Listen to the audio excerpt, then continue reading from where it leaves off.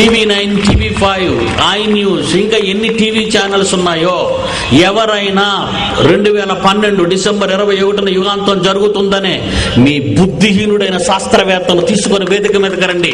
2012 December 21 యుగాంతం అయిపోతుందని నమ్మి వాళ్ళ ప్రకటనలు చూపిస్తున్న మీరు మగతన ఉంటే మీ శాస్త్రవేత్తలను తీసుకొని రండి. ఆహ్వానం పలుకుతున్నాను.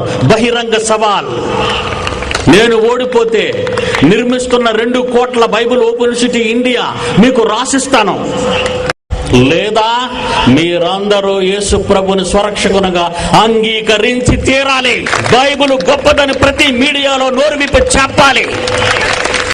ఎనిబడి నీది తప్పు అనే మగాడు వేరెవడైనా ఉంటే పిడి సుందర్రావుని ఢీకోవాలి.